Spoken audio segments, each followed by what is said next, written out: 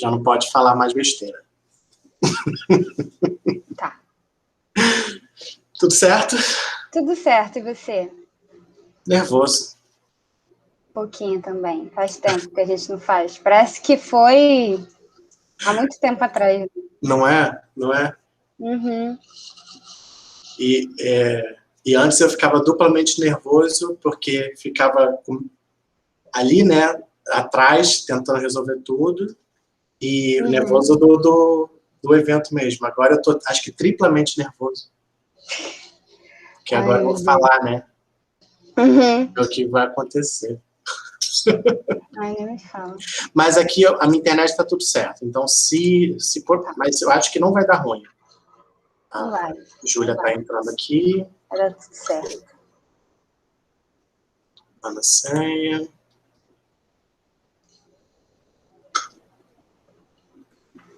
Oiê. Olá. Oi, Karen. Oi. Gente, o ideal é ficar com a câmera desligada para preservar a imagem do projeto, ou eu ligo a câmera? Se você quiser aparecer, eu apareço. Não tem nenhum problema, não. Você aparece, me apareça. Fica à vontade. Vontade. Todo mundo arrumado, todo mundo maquiado. Não é? Adoro essa vibe. Evento. É o evento da pandemia, gente. Essa semana todo mundo calmo. Passei perfume tudo. É evento da pandemia. Passei perfume, estão sentindo? Gostaram do cheiro?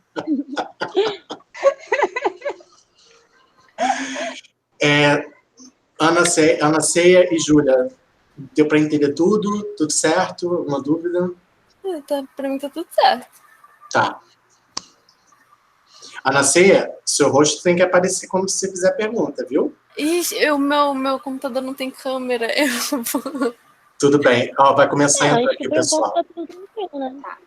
Vai entrar o pessoal aqui. Ninguém hackear, não acontecer nenhuma coisa. Ou se a internet não me abandonar. Se te abandonar, Júlia, avisa logo lá no grupo que aí a Ana Ceia entra na história. Tá? Eu aviso no grupo? Avisa no grupo. Tá. Se der algum ruim, porque aí a Ana Ceia já vai estar ali na retaguarda para... caso aconteça alguma coisa, né? Isso. Tá, isso. tudo bem. Tá? Por enquanto tá tudo bem. Tá, então tá ótimo. Eu vou permitir aqui a entrada, já tem uma pessoa querendo entrar aqui, então... Eu vou entrar pelo celular também para poder abrir a câmera. Não, tô brincando, Ana Ceia, mas assim, se tiver Seria produzida... legal. Não, tá tranquilo. Se tiver produzida como eu e a Ana Clara estamos, deixa eu só a Vanessa permitir aqui. Apareceu para vocês quando entrou um pedido falando que está sendo gravado? Sim, pediu para autorizar. Sim. Tá. Uma autorização. Por isso que eu já botei para gravar logo, para já ter mais um feedback, mesmo eu tendo colocado lá. Tudo bom, Vanessa? Tudo bom. Já terminou a reunião? Terminou. É porque começou mais cedo do que eu imaginava. Começou às 3. Tá. Aí não empolgou aqui. Empolgou foi com a minha aula, que eu tive que sair 1 hora antes, mas ok. Vamos aí. É a vida, né, Thales? Universitário. Tudo. É um corre, é aquele corre diário. Eu vou permitir aqui a entrada, então. Vou começar.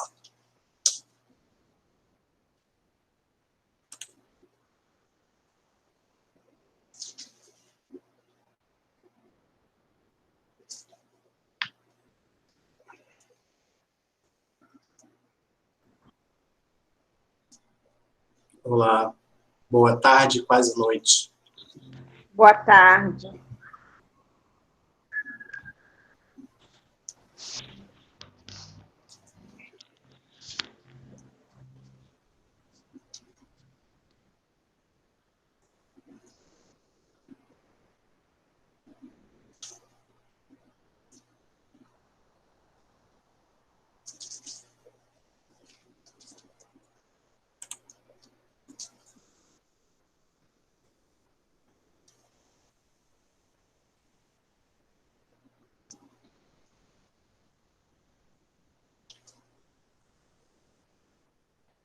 Olá.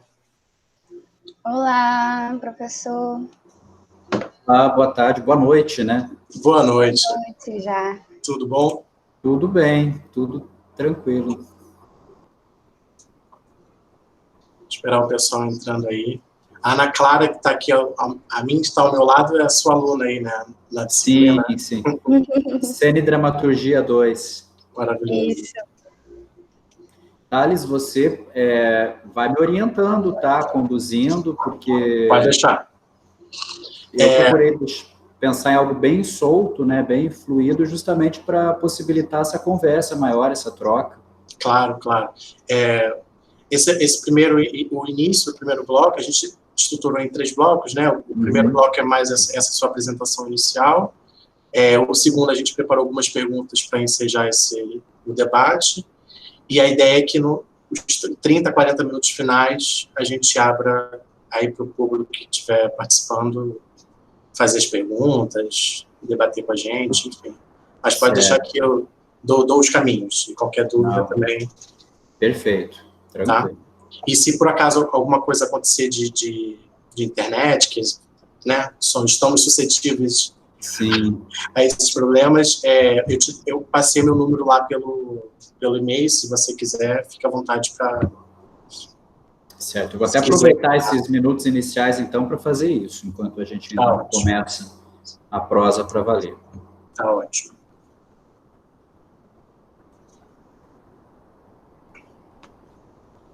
Eu vou esperar, eu devo começar umas 6h05, então, só para dar tempo do pessoal chegar. Não, perfeito. E aí, 6h05, só para não passar muito tempo também, a gente começa.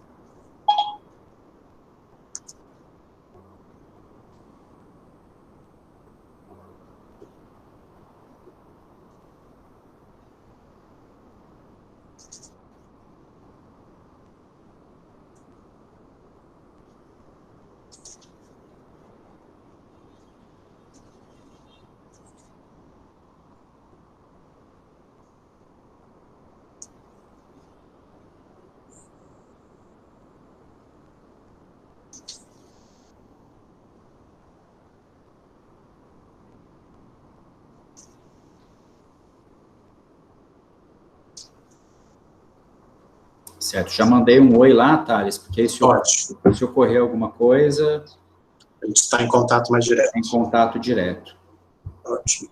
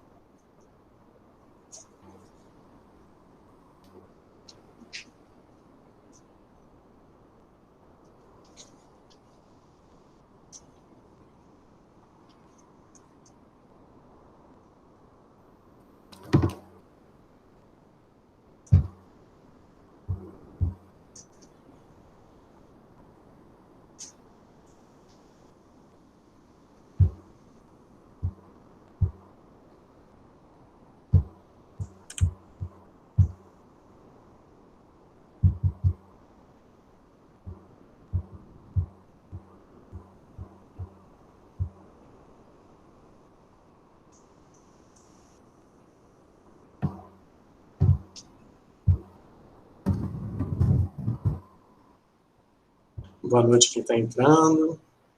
Olá, Marise. Oi, Thales, tudo bem? Tudo ótimo.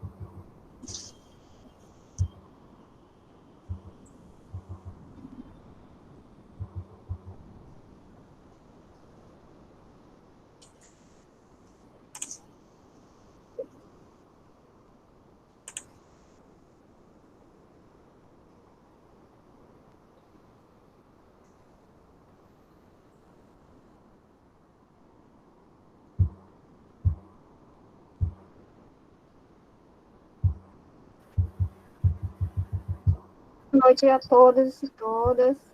Boa noite, Aura. Boa noite quem entrou por agora.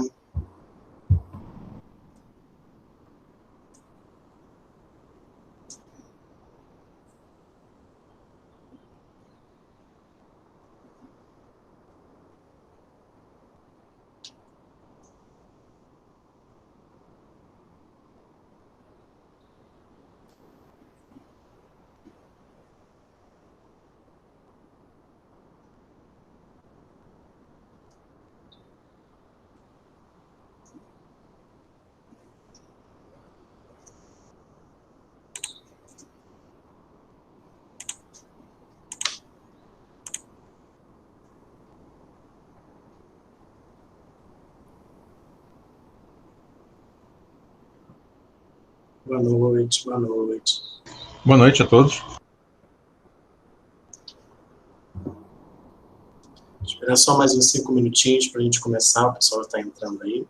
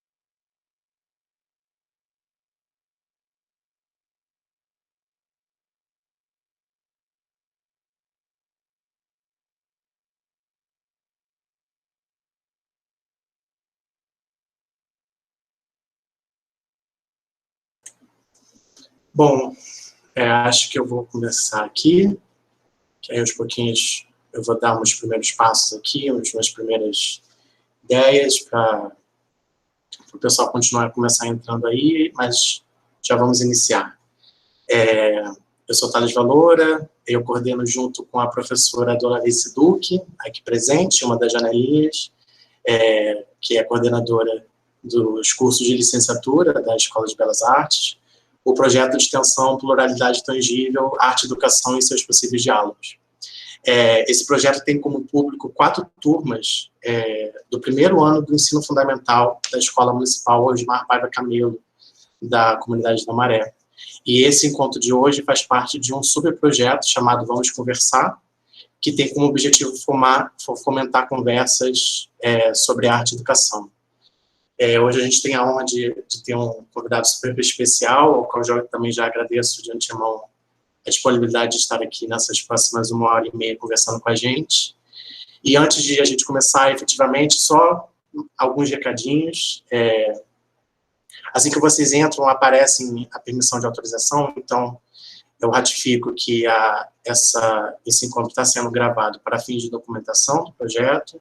Então, eu peço com todo carinho que tomem cuidado aí com o som de vocês, para que alguma coisa, o som não vaze durante a nossa conversa.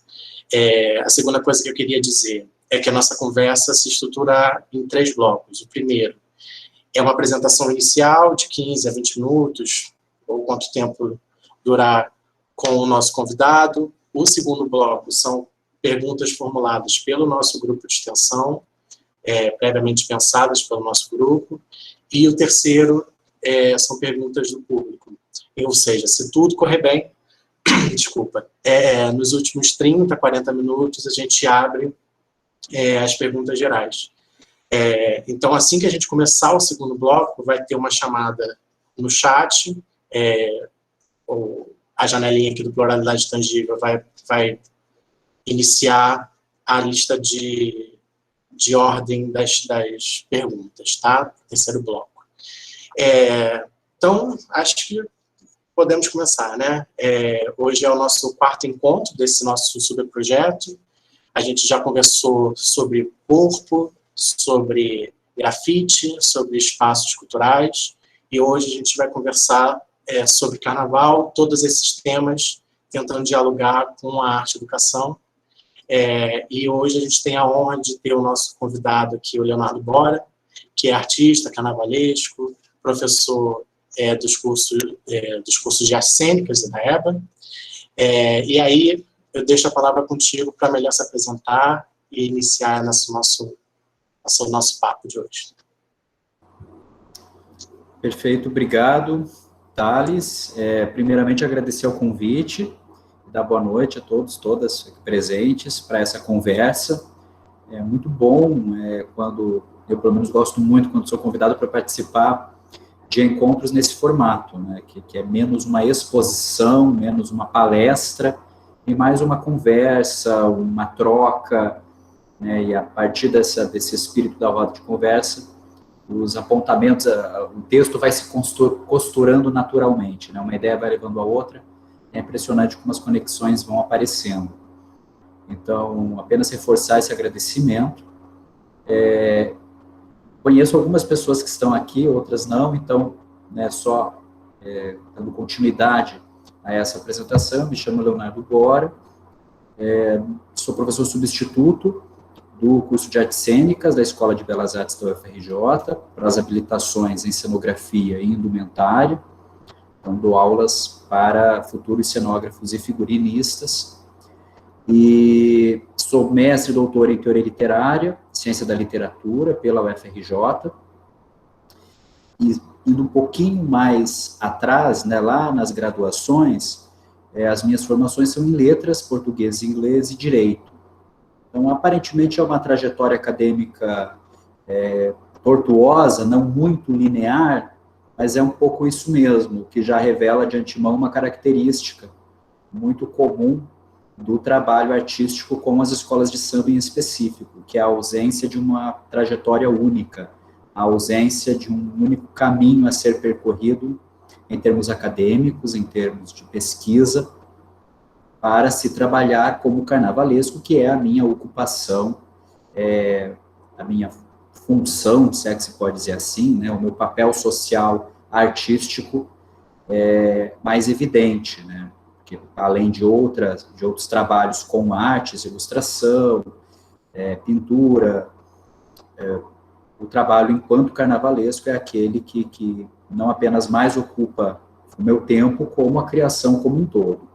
Eu trabalho como carnavalesco no Rio de Janeiro desde 2012, quando eu fiz parte de uma comissão de carnaval da Mocidade Unida de Santa Marta, Escola de Samba do Bairro de Botafogo, e depois passei pela Acadêmicos do Sossego, Escola de Samba de Niterói, que desfilava em 2015 e 2016 na estrada Intendente Magalhães, onde a Mocidade Unida de Santa Marta também desfilava. Então eu fui carnavalesco durante 4 anos, 13, 14, 15 e 16. E aqui já começa uma coisa um pouco estranha, porque eu comecei em 12, né, mas o calendário de quem trabalha com carnaval é um pouco diferente do calendário habitual, né, do que a cronologia não carnavalesca. Nós sempre trabalhamos ou atrasados ou adiantados, né, pensando num ciclo que começa e termina com uma apresentação carnavalesca.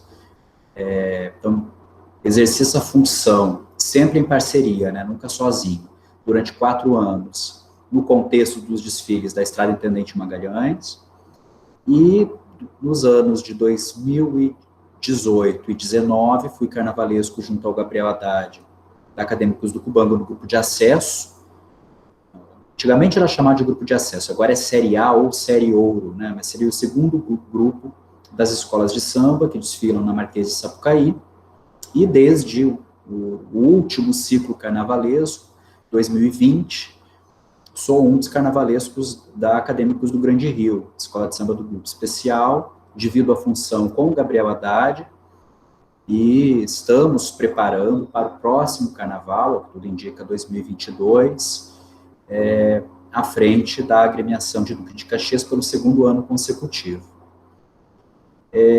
Dito isso, né, feito muito brevemente essa apresentação, né, tanto da trajetória acadêmica, quanto da trajetória enquanto carnavalesco, depois a gente pode expandir isso, né, eu estou aqui muito mais para responder e para trocar ideias do que para qualquer outra coisa.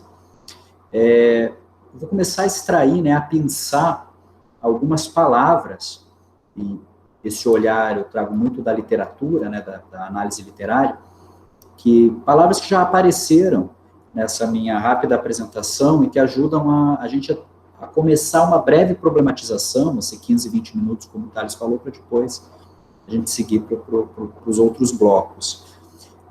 A palavra carnavalesco, né? A palavra carnavalesco é o primeiro ponto que me parece muito interessante de ser pensado, porque durante um bom tempo, desde que eu me mudei para o Rio de Janeiro, para dar seguimento às pesquisas acadêmicas, para cursar o mestrado na UFRJ, já que as minhas graduações eu cursei em Curitiba, letras na PUC do Paraná e direito na Universidade Federal do Paraná, já tinha um interesse em morar no Rio de Janeiro para trabalhar com o carnaval, porque era um folião, participava do Carnaval Carioca anualmente, e já prestava alguns trabalhos à distância para escolas de samba do Rio de Janeiro, muito mais no campo da ilustração do que no campo da criação visual dos desfiles. Então, cartaz de enredo, um desenho para ilustrar a revista de uma determinada escola de samba, ou a capa de uma publicação voltada para o público carnavalesco.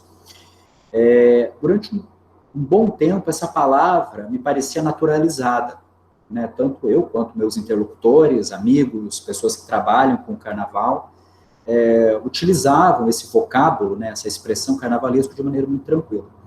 E nos últimos anos eu tenho percebido quanto essa palavra ela é espinhosa por si só, ela é confusa e ela não dá conta da complexidade do que se esconde por detrás dela, porque carnavalesco é uma terminologia que algumas pessoas tentam traduzir como diretor artístico, ou como criador, como autor, né? E aí nem vou entrar na discussão da autoria, porque senão a gente não acabaria a conversa hoje, da visualidade que se desdobra a partir do enredo de uma escola de samba, ou seja, é o profissional responsável pela concepção e pela coordenação do projeto espetacular que uma escola de samba apresenta quando do seu desfile, que é o ponto culminante de um ano todo de preparação e de vivência social, e daqui a pouco eu vou falar bastante sobre isso. Mas essa palavra ela não é pacificada. Alguns colegas, por exemplo, nos últimos anos têm relativizado as dimensões dela. É uma profissão bastante fluida, de contornos fluidos. Como eu disse, não exige um diploma específico para ser carnavalesco. Não existe uma formação única, não existe uma trajetória única para se chegar a este cargo. Cada trajetória, né, se cada um dos artistas que assinam os projetos das escolas de samba do Rio de Janeiro, do grupo especial, do grupo de acesso, dos muitos grupos de acesso da cidade, para ficar restrito ao contexto carioca, seguramente cada um tem uma trajetória distinta, e todas elas com as suas particularidades, e todos vão apresentar as suas dúvidas com relação a essa terminologia. Discussão essa, né, terminológica, que ganha ainda mais volume, né, um colorido ainda mais intenso, se a gente pensar que a própria expressão escola de samba não tem uma origem tão definida. Então, antes de expandir um pouquinho a leitura sobre o que é um carnavalesco e quais as funções de um carnavalesco, o que seria o perfil desse profissional de feições tão híbridas e fluidas, e essa terminologia não é minha, de alguns teóricos que se debruçaram sobre isso, eu posso citar alguns nomes, o professor Newton Santos, da UF, que tem um estudo chamado Carnavalescos e Mediação Cultural no Rio de Janeiro, a professora Maria Laura Cavalcante, da UFRJ, né, do Programa de Pós-Graduação em Antropologia, que tem um livro bastante conhecido chamado Carnaval Carioca, dos Bastidores ao Desfile, em que ela acompanhou, em que ela etnografou, é produto da tese de doutoramento dela, em que ela acompanhou o processo de produção do desfile de 1992, da Mocidade Independente, acompanhando de perto, de dentro da sala de criação, o exercício criativo do Renato Lage e da Lilian Rabelo, que então é um dos carnavalescos da escola. Um outro estudo seminal para se pensar isso é o da professora Helenise Monteiro Guimarães, da Escola de Belas Artes, que é voltado exclusivamente para pensar, né, esses contornos do que é o carnavalesco, né, carnavalesco, profissional que faz escola. Então, são apenas alguns estudos que nos ajudam de saída a tentar entender. E os textos que eu sempre menciono nas minhas falas, de Rosa Magalhães, também professora da Escola de Belas Artes, agora aposentada, que é, das artistas em atividade, aquela que possui o maior volume de obras publicadas enquanto autora de uma produção intelectual que trata do seu trabalho artístico à frente de agremiações da cidade. O primeiro grande livro dela, de 1997, Fazendo Carnaval, em que ela apresenta todas as etapas de produção da visualidade de um desfile de escola de samba e tece algumas reflexões sobre o que é esta profissão. E essa profissão, como eu disse, que está inserida dentro da lógica produtiva de uma escola de samba. E o termo escola de samba também é passível de debate.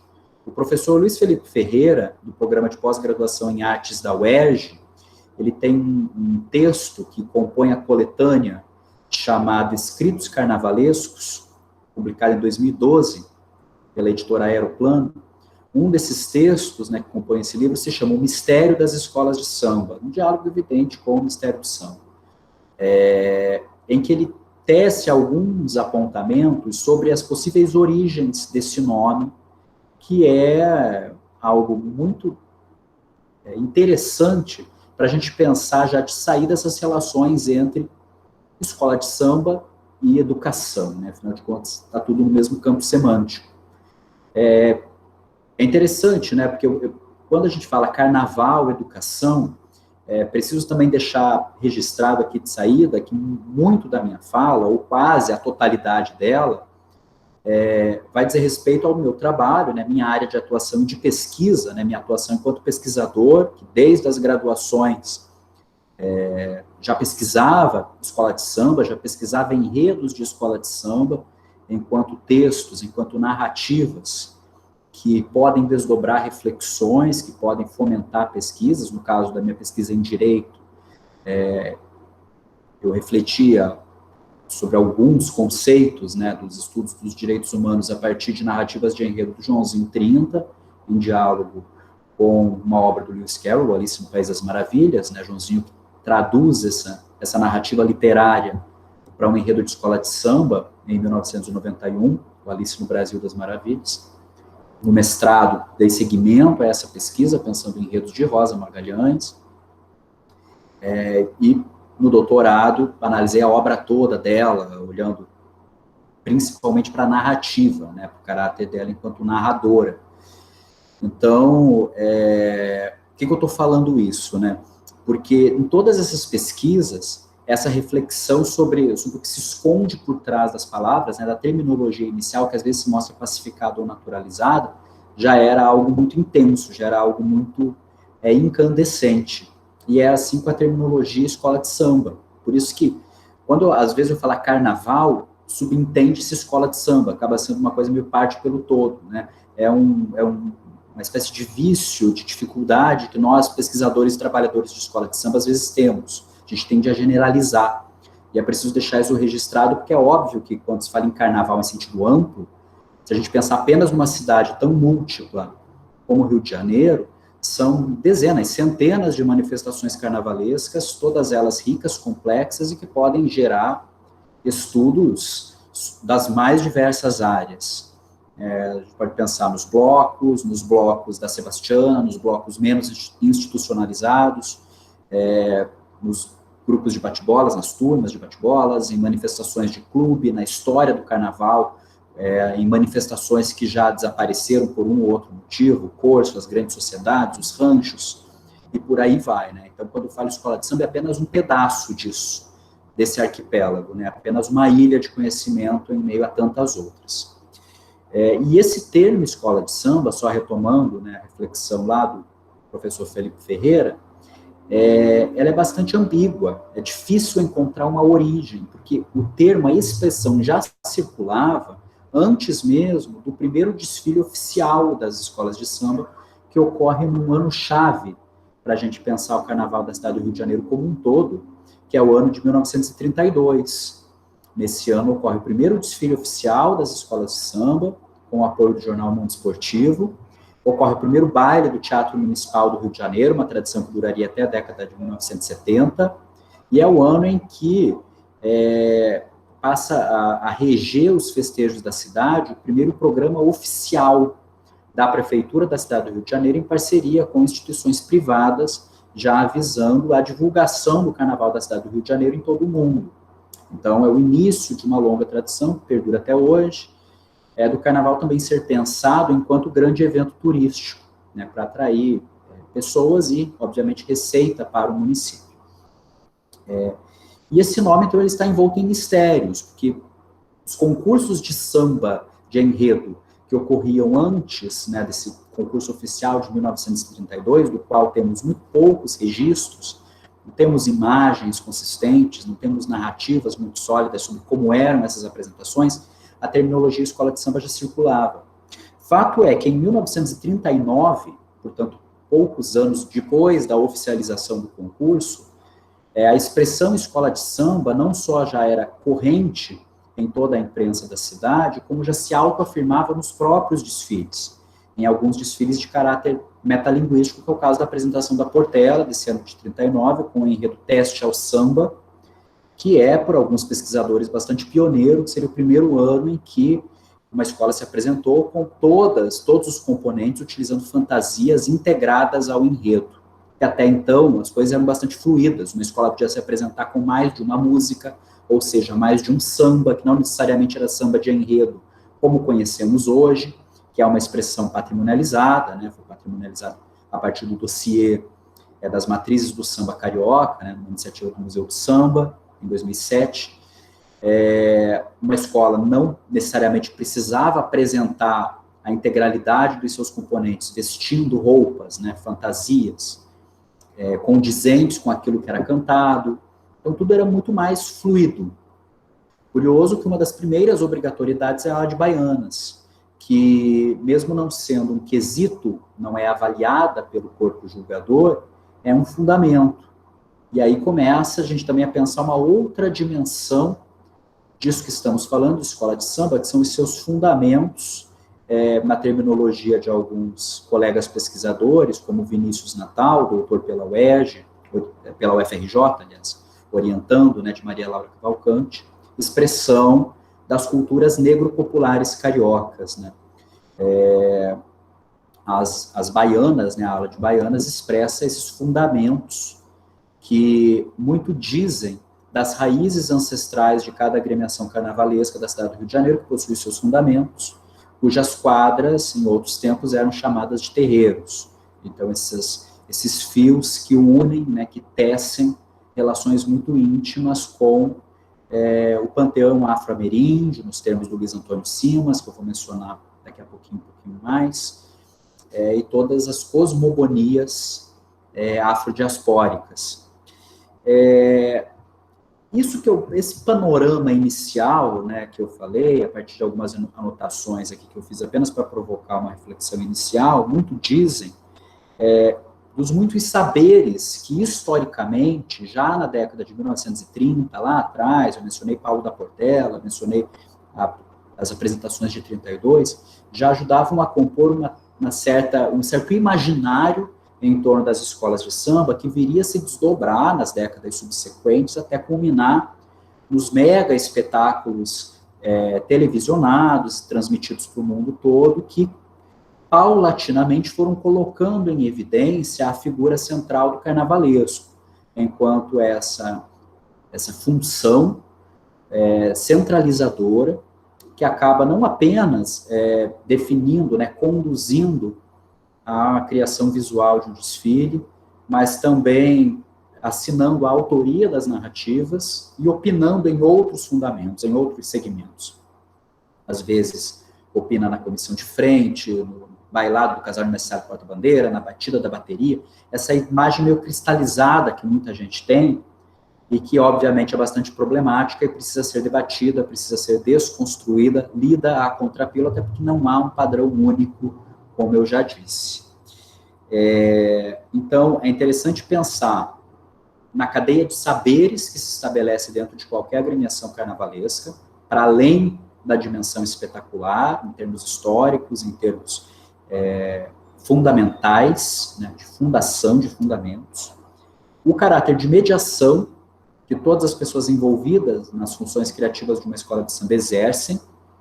Essa ideia, né, essa dimensão da mediação cultural é bastante explorada nesse texto que eu já mencionei, do professor Milton Santos da UF, e as redes de sociabilidade que se entretecem ao redor dessas agremiações que vivem durante um ano todo.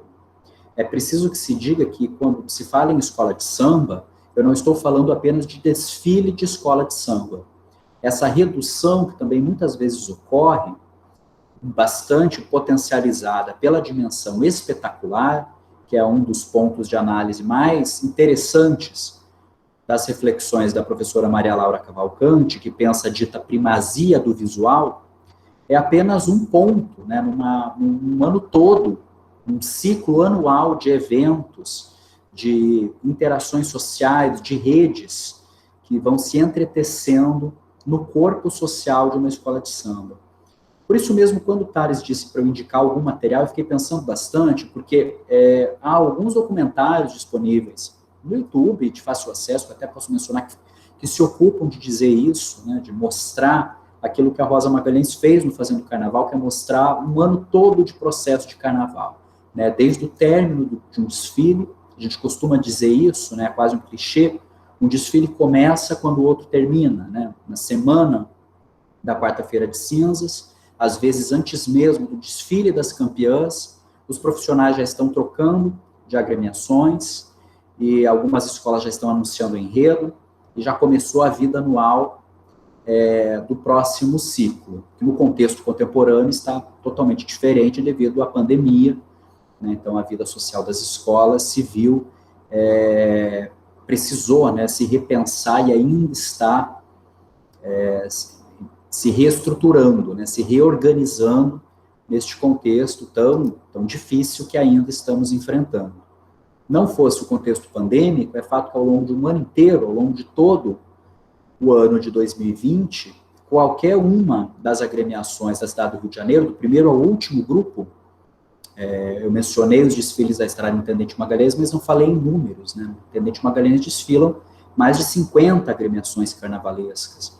A cidade do Rio de Janeiro, com variações, né? Porque às vezes de um ano para o outro, esse mapa das escolas muda bastante, mas possui mais de 70 escolas de samba, né? Aquelas que desfilam no grupo especial, que é o que tem maior reverberação, são apenas 12.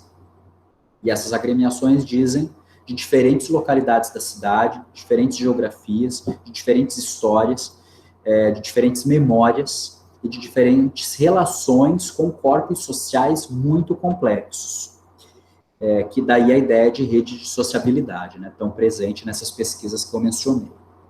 A dimensão espetacular, portanto, é apenas uma, que envolve não só a dimensão do produto final, que é o desfile, que é o rito, a materialização do rito final, que para muita gente que frequenta escola de samba ao longo de um ano todo, é apenas mais uma etapa, né, apenas mais um momento, e todo o ciclo das feijoadas, dos eventos de quadra, das reuniões, das discussões.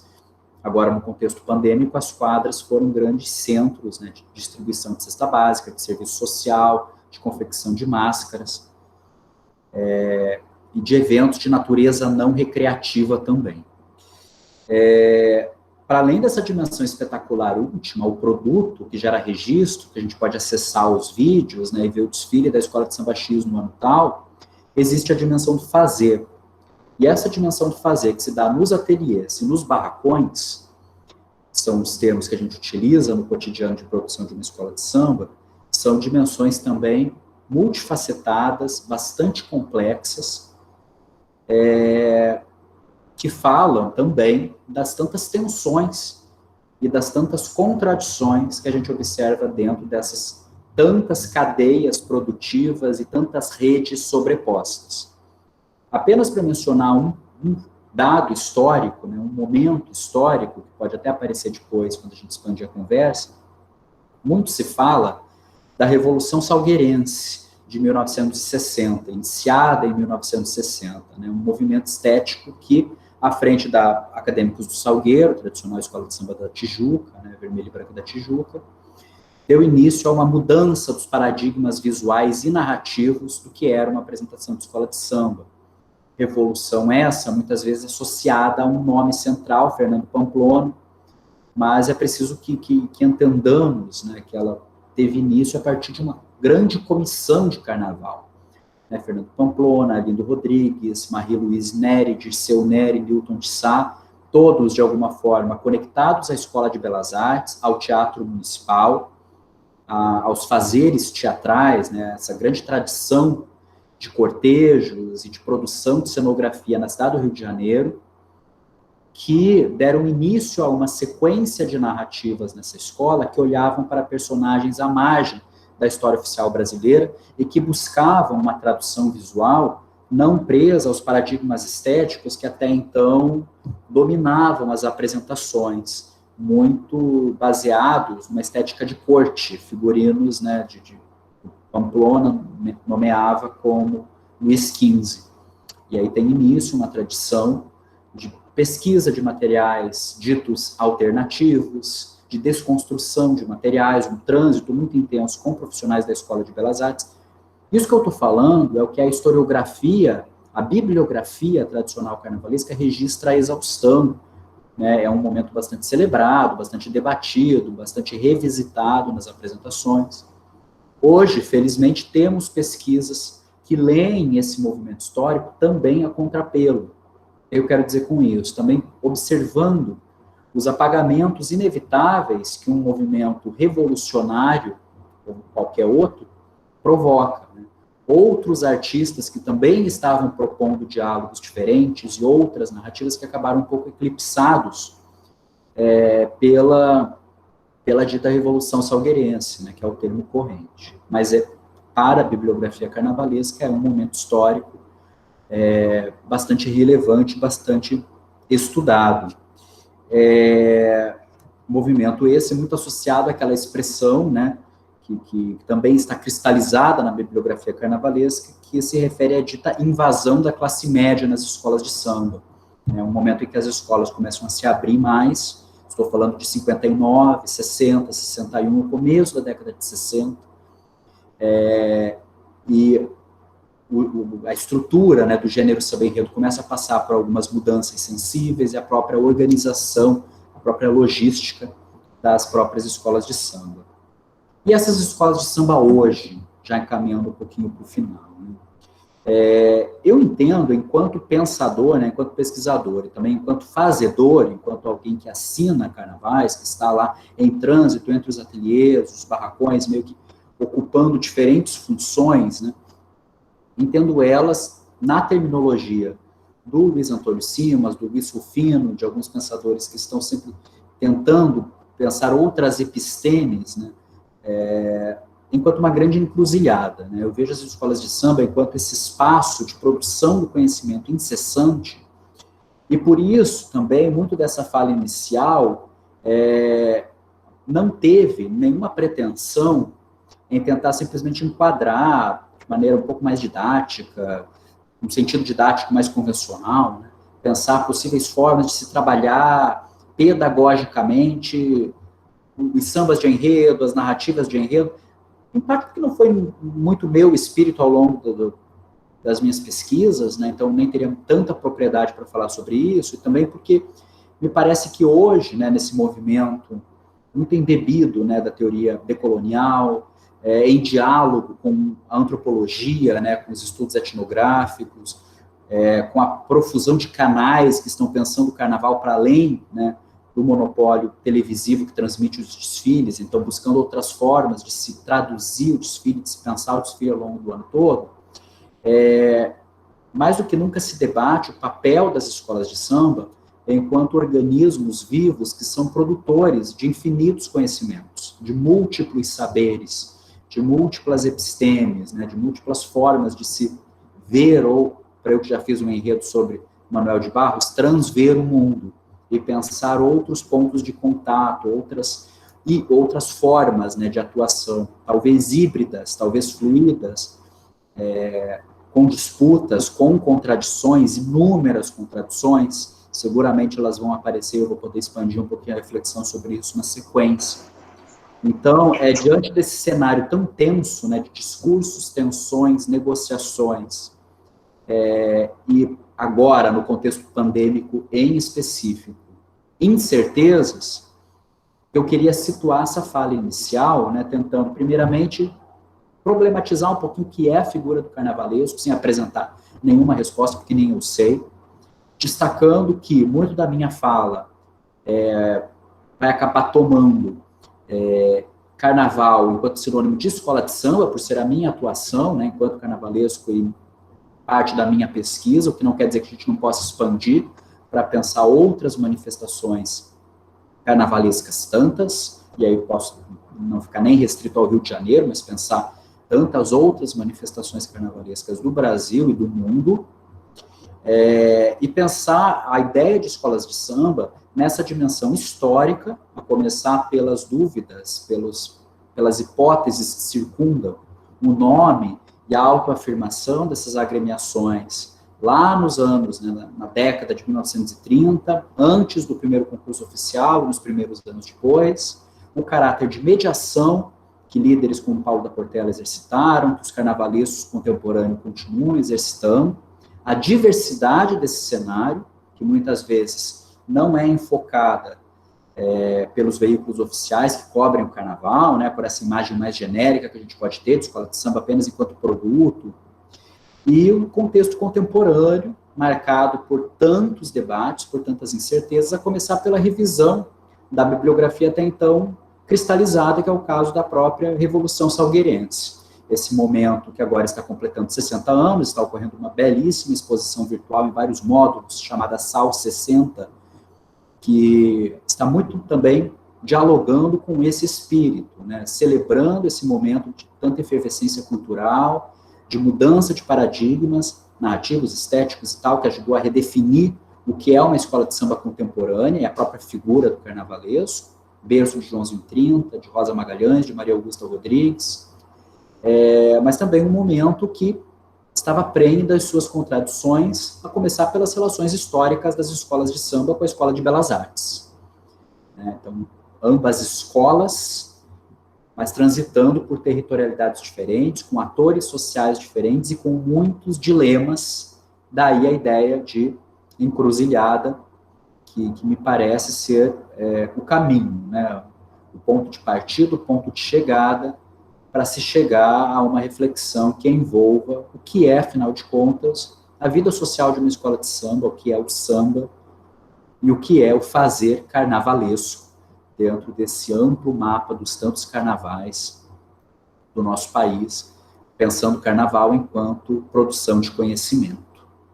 É algo um pouco abstrato, bastante genérico, mas é a partir disso que eu acho que a gente pode, esses fios soltos, que é uma expressão que eu uso sempre, tentar buscar outros caminhos possíveis, entre tantos. Maravilha, bora. A gente vai chegar em alguns pontos aí, muito do que a gente conversou previamente no nosso grupo tocam alguns assuntos que você trouxe, levantou. Então, a gente já vai começar com o segundo bloco, e aí eu já digo que, só para lembrar que aí no nosso chat, quem tiver aqui já querendo fazer alguma pergunta, se inscreva aí no chat, a imagem de realidade tangível vai escrever aí no chat como fazer, e aí no terceiro bloco a gente chama por ordem de aparição dos nomes, tá? Eu vou começar com a primeira pergunta que a gente pensou lá, porque essa nossa ideia desse encontro, a gente tinha um desejo de discutir esse caráter educacional e pedagógico das escolas de samba, mas também, dentro do tema, jogar um pouco também para o lado não só da educação, mas também para a arte. E pensar, dentro da EBA, principalmente, esse entendimento de que você e os seus pares fazem arte contemporânea visual. Então, a gente sempre teve exposições sobre carnaval em instituições de arte, mas nos últimos anos tem tido mais exemplos de intervenções que pensam esse carnaval como fonte produtora de imagem visual. A gente tem um exemplo, por exemplo, o Leandro Oliveira participando do Prêmio Pipa esse ano, ou a exposição do Ratos Urubus lá no Centro Cultural São Paulo, a exposição do Leonardo Antano no Hélio de Sipo, em que você participou, enfim, são muitos exemplos nos últimos anos que a gente tem para pensar. E aí a gente queria saber como que você enxerga essa fronteira frágil, a gente acha que é frágil, entre essa arte do carnaval, e aí, mais especificamente, a escola de samba, mas por que não todas as outras manifestações populares, e arte contemporânea. Bem, Thales, vou dividir a resposta em 2 pontos, né? No meu ponto de vista pessoal, enquanto pesquisador, enquanto também produtor, essa fronteira não existe, né? Eu não trabalho com escalonamento, com hierarquias. A produção visual artística, eu não vou nem entrar tanto no domínio narrativo agora, né? Está tudo misturado, né? Para mim também tudo está se misturando. Mas a produção artística de uma escola de samba, que é algo gigantesco e que envolve centenas, milhares de trabalhadores, né? Uma cadeia produtiva extremamente vasta, muitas vezes invisibilizada, precarizada, e a gente pode também debater sobre isso, né? Sobre como se desenha essa cadeia produtiva do carnaval. É uma produção artística de altíssima complexidade, com muitos saberes, com muitos modos de fazer, com muitas técnicas que se misturam, né? Um barracão, um ateliê, são espaços de intensa troca, de intensa cruza. Vou usar muito essa ideia do cruzo, que vem aparecendo na produção desses teóricos que eu mencionei. Estão pensando, né, outras perspectivas, outras formas de se pensar. Então, essa fronteira que você disse frágil, me parece ela é colocada muitas vezes em relação a uma arte contemporânea, enquanto instituição que paira, né, sobretudo, institucionalizada, por um histórico, no caso específico das escolas de samba, uma histórica segregação que a gente vê nas maiores coisas na sociedade brasileira, que tem a ver com preconceito, né? No caso, a gente debate tanto contemporaneamente todas as dimensões do racismo estrutural, uma manifestação como uma escola de samba, talvez com a mesma estrutura, com a mesma dimensão, com a mesma projeção, com o mesmo volume de produção de conhecimento, não fosse produzida, né, e não fosse automaticamente associada a organismos sociais, a teias de sociabilidade periféricas, as favelas do Rio de Janeiro, a territorialidades que muitas vezes são automaticamente associadas, né, de saída, a criminalidade, a estereótipos que mais das vezes se impõem, né, pela grande mídia e tal, talvez não fossem vistas como algo menor.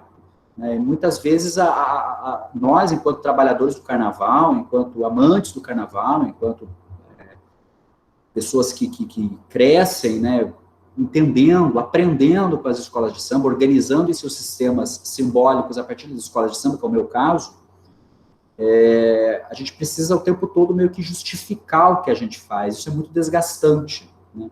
É impressionante como hoje nem tanto, né? Porque, como você bem mencionou, parece que a partir do momento que você leva uma parte do seu material para dentro de um museu, né, e expõe aquilo deslocado das funções de uso, né, você desloca as fantasias do desfile, coloca lá numa sala do Aerotica, aquilo automaticamente é lido como arte, aí você já ganha um certo selo, um verniz, olha, eles são mais artistas que outros carnavalescos que talvez não sejam tão artistas. O que é horrível, né, que é algo que me incomoda tremendamente. Né? Não existem essas fronteiras, né? Se alguém coloca essas fronteiras, é porque entende que existe essa hierarquia. Para mim, tudo é produção artística. Todos são artistas, quem está fazendo, quem está produzindo, pensando esses espetáculos tão complexos. Então, é uma fronteira muito tênue que acaba refletindo um sem fim de preconceitos que estão aí encalacrados no nosso dia a dia, né, no nosso cotidiano, contra os quais as escolas de samba precisam o tempo todo se insurgir, como eu disse, nesse movimento de se justificar, né, negociando a sua existência e a sua reexistência. E há alguns estudos muito interessantes sobre isso, inclusive voltando no tempo, né, que propõem algumas hipóteses do porquê, né, do uso das vestes nobres, do terno e gravata, né, de roupa, a gente, o universo jurídico chama de costume, né, que tem a ver com essas mediações de um nome tão importante como Paulo da Portela, que mediava as relações da sua agremiação carnavalesca com o governo Vargas, com o Walt Disney, que estava circulando pelo Rio de Janeiro e vai na Portela, então mediando encontros já numa teia de relações, né, de híbridos culturais muito complexa na década de 30. E hoje, né, depois de uma era de patrocínios, como eu disse, da transmissão televisiva, de toda uma outra dimensão espetacular, né, do fortalecimento dessa dimensão espetacular, tudo isso se estilhaçou ainda mais, se fortaleceu ainda mais. Há quem veja a escola de samba enquanto mero entretenimento, enquanto mero produto televisivo que não tem a menor noção de tudo o que ocorre numa quadra de escola de samba ao longo de todo um ano. Né? Há quem entenda que um enredo de escola de samba é algo menor, ou que é algo meio que produzido espontaneamente, né? Que é algo meio mambembe, meio mal ajambrado, mal pensado, que nos dias de carnaval se materializa ali na Avenida Presidente Vargas. Há quem não tenha a mínima noção dessas relações históricas das escolas de samba com outros universos de saber, né, com outras cosmogonias.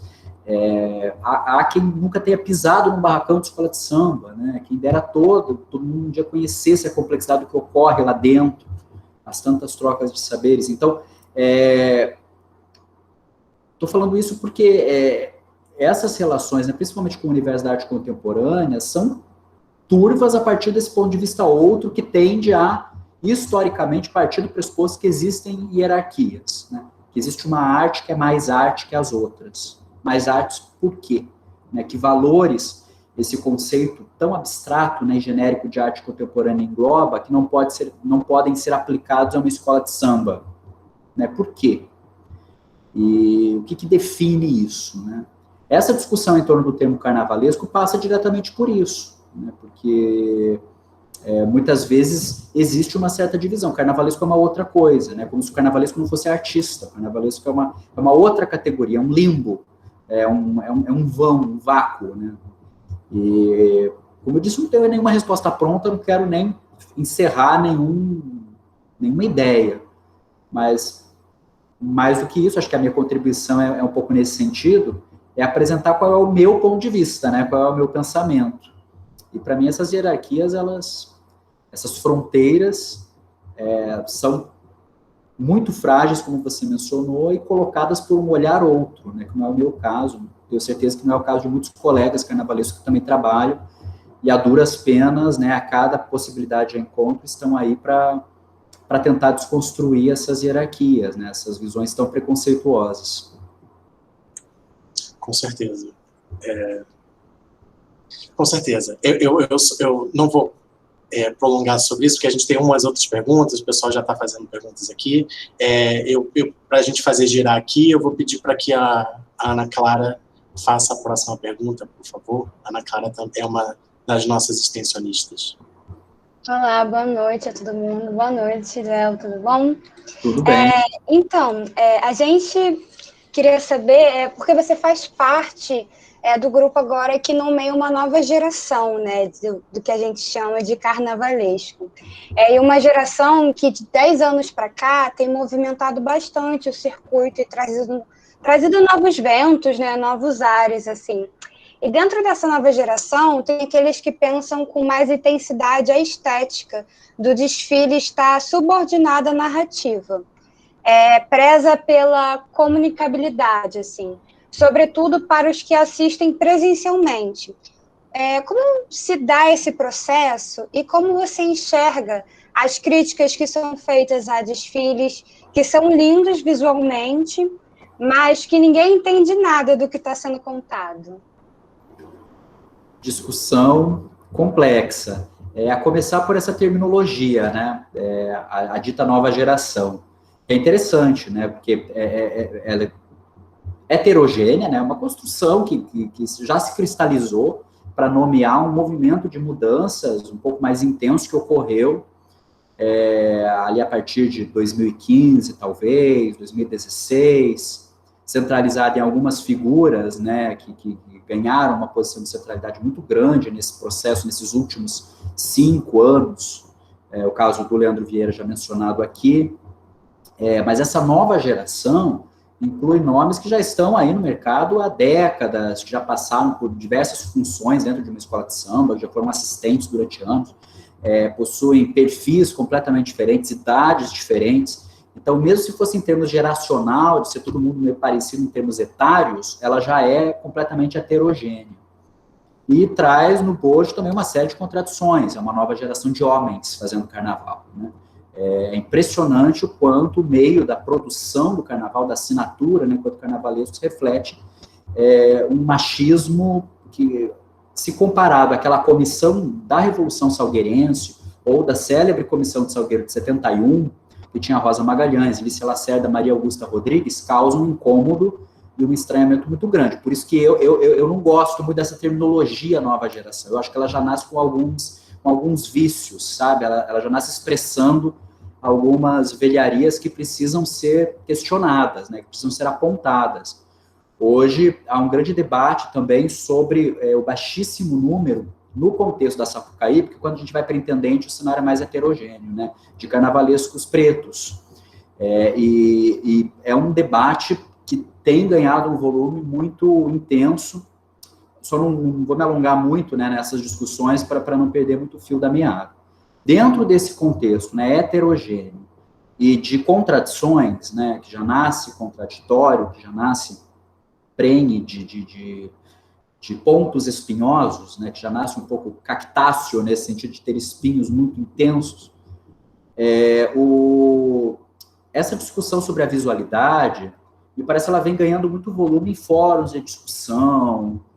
Esse contexto pandêmico ele foi bastante artificial, por um lado, né, porque eu nunca dei tanta aula, palestra e prestei trabalho na vida, né. Eu fiz as contas no ano passado, participei de mais de 35 lives. Nenhum pesquisador, professor, por mais dedicado que seja, apresenta 35 trabalhos acadêmicos ao longo de um ano, né? Isso é completamente impossível, é irreal. Então, esse intenso contexto possibilitou uma ultra exposição e os debates também foram amadurecendo. Então, é impressionante como alguns debates que eram muito iniciais no começo, né, de 2020, hoje eles já estão bastante amadurecidos, em parte pelo volume de material que foi produzido num marco de 10 meses, né, com a profusão de lives, de eventos virtuais. E esses eventos, me parece, contribuíram para o fortalecimento dessa discussão sobre a visualidade, que é uma espécie de reatualização daquela discussão sobre a primazia do visual da Maria Laura Cavalcanti, que ela já debatia no começo da década de 90, do século passado. E aí ela vai falar de visualidade barroca, vai buscar, talvez, raízes dos triunfos barrocos na visualidade das escolas de samba. Novamente, meu ponto de vista, né, minha perspectiva.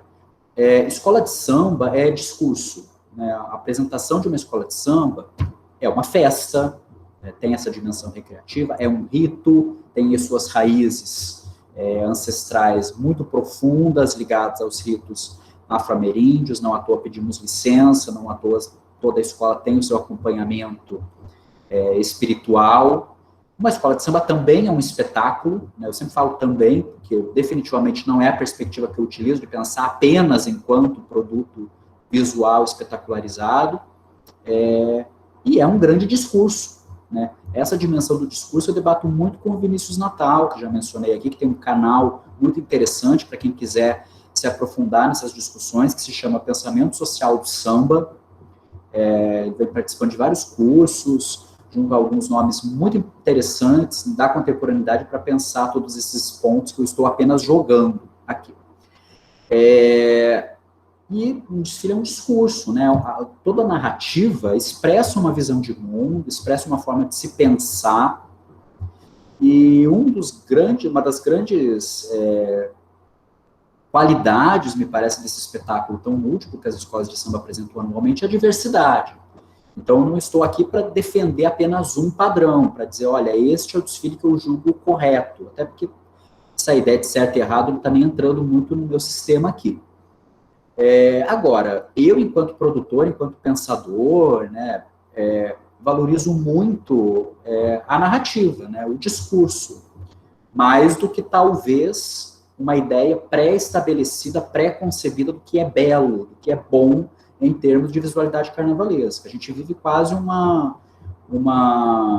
isso aparece às vezes, né, nas discussões. Inclusive o meu trabalho às vezes se vê no centro do debate, né, no centro dessa arena, que não é considerado belo, né, é considerado estranho. Aí entram outros adjetivos, né, estranho, rústico, artesanal, bruto, mal acabado. Termos que em outros campos artísticos poderiam até ser lidos enquanto elogios, né? Na literatura, uma obra inacabada, ou na arte contemporânea, o inacabamento, muitas vezes é uma grande qualidade da produção estética de um determinado nome. No carnaval parece que existe uma regra, né? Uma regra que envolve o acabamento perfeito, a beleza, né? O triunfo de determinados padrões estéticos dominantes. Definitivamente não é a forma como eu encaro a produção carnavalesca, né? Eu entendo a experimentação como algo muito positivo e a narrativa.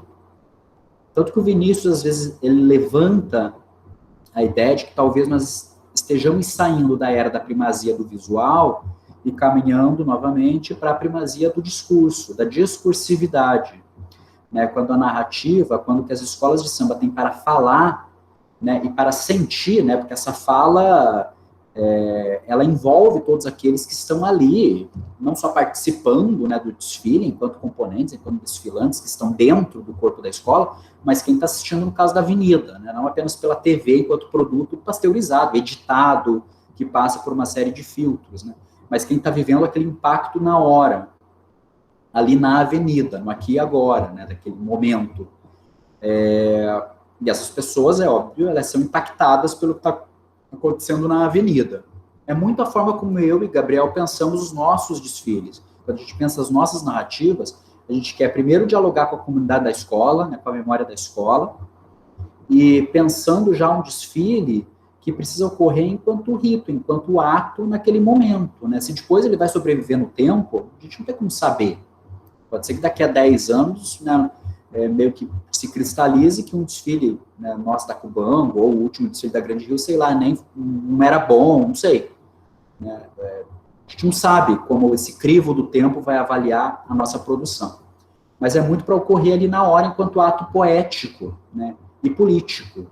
Então, também são narrativas pensadas, né, numa perspectiva assumidamente não neutra, partindo do pressuposto de que não existe neutralidade discursiva, né, que defender um determinado enredo num determinado contexto é fazer uma escolha, né, política, poética, ética, e por aí vai. Então, a visualidade, a tradução disso em termos visuais, em fantasias, em carros alegóricos, acaba sendo um segundo momento no meu processo criativo, né? Tem a ver com as noções estéticas de cada agremiação, porque muda, né?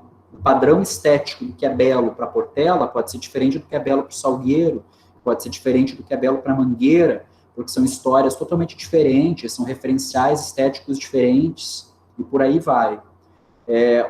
Só tentando resumir, porque eu sou um pouco rocambolesco e me perco no tempo.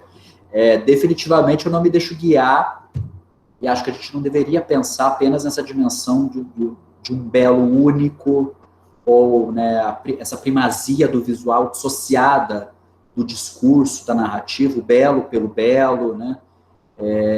E essa dimensão do ninguém entende nada, do entendimento, a gente pode desdobrar depois, né? Eu acho que são diversos níveis. Eu penso sempre no desfile de escola de samba enquanto camadas, né, de decodificação, de entendimento. E esse entendimento não necessariamente passa por um didatismo de legenda, né? Há diversos níveis de envolvimento, de compreensão. Eu e Gabriel vivenciamos muito isso durante todo o processo de gestação do desfile do Bispo do Rosário na Cubango, que era um enredo que falava da produção de um artista contemporâneo, cuja obra hoje está inserida no circuito da arte contemporânea, já recebeu a chancela, né, o selo arte contemporânea. Ele próprio não se dizia artista, e enquanto vivo gozou muito pouco dos privilégios desse selo de arte contemporânea, ou quase nada. É uma produção artística que trabalha com limiares, né, as fronteiras entre a arte, a loucura e tal, né, para usar de termos muito genéricos, e a forma como a escola, né, o corpo desfilante, acadêmicos do Cubango, na Escola de Samba de Niterói, decodificou esse enredo e viveu esse enredo ao longo de todo um ano e continua desdobrando, se deu das mais diversas formas. Seguramente muita gente que desfilou vestindo uma fantasia naquele desfile talvez não conhecesse a obra do Bispo do Rosário em profundidade, mas conhecia de outra maneira.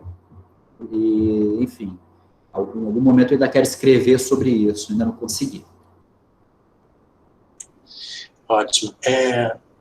A gente tinha uma pergunta, mas eu vou inverter aqui, porque eu acho que dialoga muito com esse entendimento de várias epistemes que você tem falado durante a sua fala. Então, eu vou pedir para a Vanessa, se puder fazer a nossa próxima pergunta. Consegue? Consigo. Na verdade, Leonardo, você que está agora no barracão, né, vivendo esse dia a dia, uma das coisas que tem entre as escolas de samba, a relação da escola de samba com o terreiro é muito forte, principalmente na bateria. Há saberes que você aprende ali no dia a dia, né? No som, na música, que vai além da letra do samba enredo. Eu queria saber se, no momento criativo, você leva em consideração esses saberes que não estão escritos, esses saberes que são falados, ou vêm pelo som, ou vêm pelo corpo, e que estão ali na vivência da escola. Excelente pergunta, né?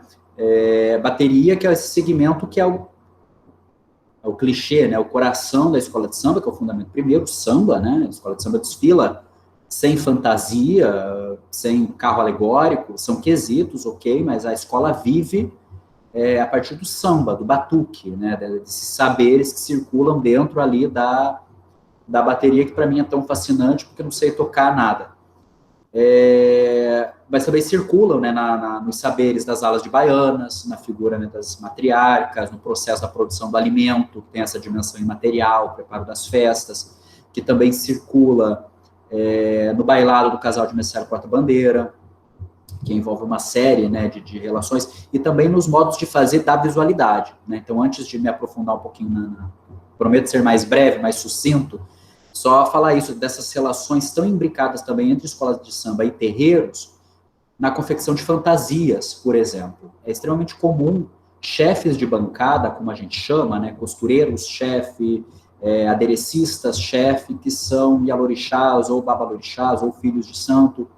Em todas as minhas experiências como carnavalesco, eu já trabalhei com lideranças do candomblé, que também exerce essa função de liderança de uma bancada de escola de samba. Eu já tive ateliê, né, eu já tive, modo de dizer, né, a escola de samba para a qual eu prestava trabalho, via as suas fantasias sendo confeccionadas dentro de terreiros. No caso da Sossego, em 2015, quando eu e Gabriel fizemos um enredo chamado Banananás, que falava de trocas simbólicas entre o Brasil e os reinos africanos da costa, a partir de bananas e abacaxis,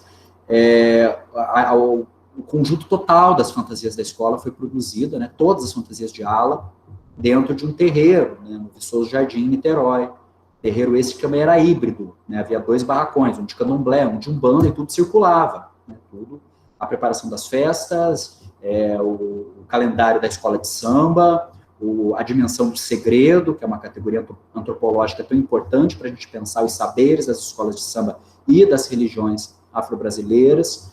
Então, é uma vivência prática, e isso vai se impregnando no modo de fazer, né, no trabalho. Cada vez mais, e aí posso falar pelo Gabriel também, né, com quem divido a criação, como eu disse, eu nunca assinei nenhum trabalho sozinho, individualmente. Cada vez mais nós nos interessamos por essa vivência, para além da frieza do papel, para além do projeto, que muitas vezes é quase uma obsessão, né? O desenho, o projeto, que sim, é muito interessante, é belo, envolve uma série de estudos e tal, mas para além disso, essas redes que se estabelecem ao redor, né, se entrecruzando, que vão ter o papel apenas uma das suas dimensões criativas, nos interessa. A gente conseguiu exercitar bastante isso no preparo do último desfile da Grande Rio, sobre o Joãozinho da Goméia, o Tata Londirá, quando recebemos no barracão inúmeras pessoas, e o enredo foi meio que produzido, né, a partir de muitos relatos de matriz oral. Então, essas entrevistas, entrevistas no sentido informal, né, eram documentadas, mas era muito mais uma conversa, né, uma recepção, um entendimento. Dessas conversas, a gente conseguia extrair uma série de informações interessantes que não estavam nos livros, né, não estavam nas biografias oficiais, e que tocavam, muitas vezes, o plano da dúvida, né, do fabular, mas será que isso foi verdade ou não? E isso, para a gente, era muito rico, era muito interessante para tratar de uma figura que tem uma dimensão quase mitológica, né, uma dimensão tão indefinida. Então, a gente ia coletando dessas conversas, dessas vivências cotidianas, elementos que vão para o desfile, que pode ser desde a alteração de uma cor, né, um elemento que originalmente seria verde, que depois a gente muda de azul, porque a conversa, o azul apareceu, até coisas muito mais específicas, a alteração de uma escultura, né, do talhe da escultura, do padrão de um determinado elemento decorativo, e por aí vai. Então, esses saberes não só, né, das religiões de matriz africana, mas da conversa como um todo, né, das práticas rituais como um todo, eles vão se misturando, né? Eu acho que tem muito a ver com a forma como eu e o Gabriel tentamos exercer essa função de carnavalesco, que tem esses contornos tão indefinidos, que é muito jogando com essa ideia de mediação, né, circulando, transitando, propondo pontes, propondo oficinas dentro do barracão, né, tentando, na medida do possível, dar a visibilidade a toda a cadeia produtiva. Eu fiz recentemente uma postagem, né, numa rede social, e achei curioso, né, que uma pessoa comentou, que bonito, você deu o nome a quem fez a produção. Eu acho que isso é o mínimo, né, que você pode fazer. Nomear quem foi o pintor daquela escultura, quem esculpiu aquela peça, porque a nossa função é uma direção artística geral, mas coordenada, né, com várias outras direções especificadas. É uma cadeia produtiva muito ramificada. E esses profissionais dominam técnicas diferentes. Os escultores de Parintins têm técnicas diferentes dos escultores oriundos da Escola de Belas Artes. Não existe melhor ou pior, elas se complementam, né? Então, entender essas potencialidades, entender o que está por trás delas, é fascinante. Não sei se é o padrão de todos os profissionais, né? Porque cada um tem a sua forma de gerir essa cadeia produtiva que é tão grande, tão estressante, né? Porque é uma cobrança muito grande o tempo todo. O carnaval é um senso de urgência permanente, né? Tudo está sempre atrasado, está sempre confuso. Mesmo quando a gente diz que está tudo organizado, que está tudo bem, nunca está, né? O carnaval ele tem um pouco essa dimensão que tem a ver com a competitividade. Isso não apareceu aqui na fala ainda, mas é uma produção artística para um fim talvez diferente da produção artística para uma galeria, para uma exposição, né? Então você está produzindo algo para um corpo coletivo que vai desfilar defendendo as suas cores, defendendo a sua história, e que vai ser avaliado por um corpo de jurados. Corpo de jurados que tem que justificar, e muitas vezes nas justificativas aparece problema de acabamento, problema cromático X. Muitas vezes acaba ficando só no epitélio, inclusive, né? Desconta ponto porque a luz apagou, porque a cor teve um problema X, porque rasgou o tecido, nem analisa tanto o conceito, que é isso que eu estou falando aqui, né, trocando em miúdos, que eu estou falando de conceito estético, né? Me parece que é o motor maior da minha produção artística. E acho que isso ajuda também, acho que essa resposta acabou até se misturando um pouco com a outra, né? Ajuda também a compreender um pouquinho o porquê dessa resistência diante de palavras como belo e por aí vai, né? Maravilha. A gente tinha outras perguntas aqui programadas, mas a conversa está boa, mas eu já vou para o próximo bloco, porque tem algumas perguntas aqui no chat, fazer a gira girar aí. Então, as pessoas escreveram, então eu vou ler, mas se porventura a pessoa que estiver aqui quiser se manifestar, fique à vontade, tá? Tem 3 perguntas aqui, mas eu vou aglutinar 2, porque eu acho que uma dialoga com outra. Primeiro é do Leandro Martins, que ele diz: porque na EBA o curso de indumentária, no meu ver, ficamos muito restritos na profissão. Ou seja, sem carnaval não temos emprego, percebi isso nesse período da Covid-19. Muitos me questionam por que você não cursa moda.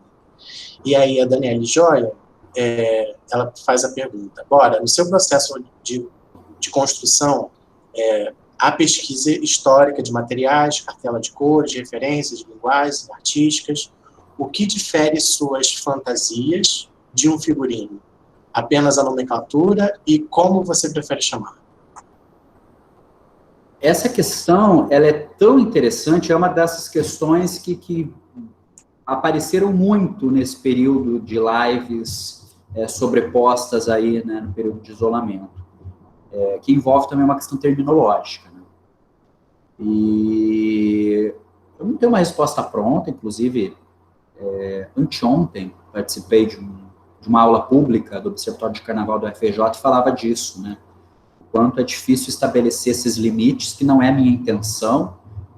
Assim como o Jacques Vasconcelos, meu colega, que é o atual carnavalesco da Unidos da Tijuca, eu sou completamente encantado pelo termo fantasia, pela polissemia que essa palavra carrega, por expressar não apenas a materialidade, não apenas uma função, não apenas algo sólido, mas algo imaterial, né? Algo intangível, inapreensível, que fala muito do encantamento, muito da possibilidade de tornar-se outro, não apenas vestir algo, mas incorporar algo, né? Encarnar algo, devorar algo.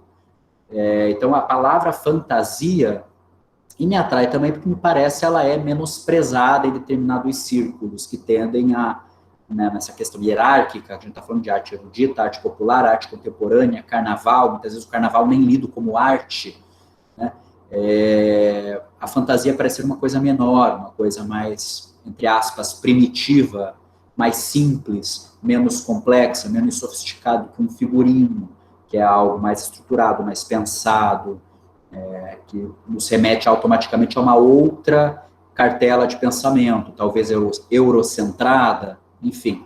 Então, eu gosto muito do termo fantasia. Para mim, novamente, as fronteiras são fluidas, né?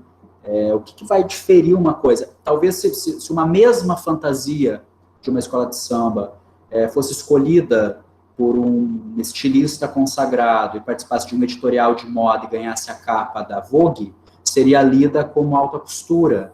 E talvez num contexto carnavalesco, seja lida como algo menor. Então, quais os limites disso, né?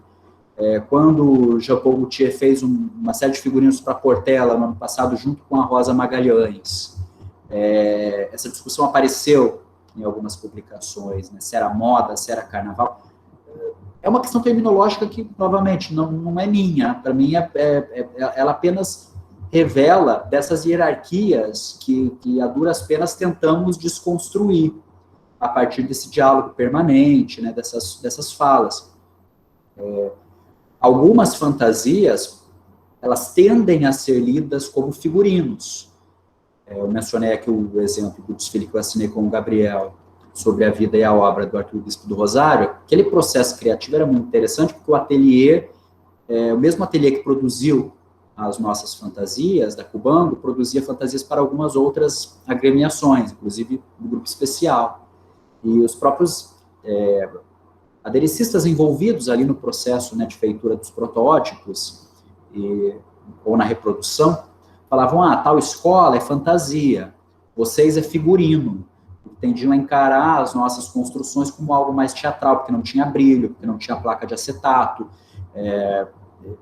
que envolvia muita costura manual, né, talvez um trabalho de costura, de modelagem, maior do que algumas outras peças que eram confeccionadas naquele mesmo espaço, que era uma malha com algumas colagens em cima e muita, né, pluma, né, um leque de plumas. Aí é decodificado enquanto fantasia. Para mim, tudo é fantasia, tudo é figurino, não sei quais são as fronteiras. Acho que existe, sim, essa diferença do olhar. Né? Eu começo a perceber alguns pontos, né? Por trás dessas ideias correntes no campo, né? Quando a gente vai a campo, o campo responde a nossa pergunta.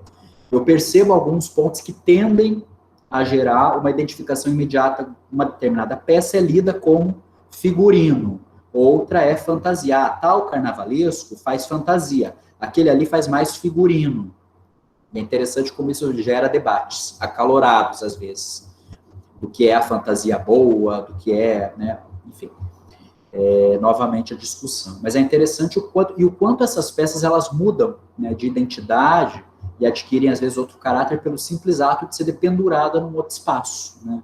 Como algumas peças do desfile da Mangueira de 2017, quando dependuradas no Paço Imperial, né, no espaço tipográfico outro, adquirem um outro invólucro simbólico, né, uma outra aura, para usar de uma expressão já antiga, né, benjaminiana.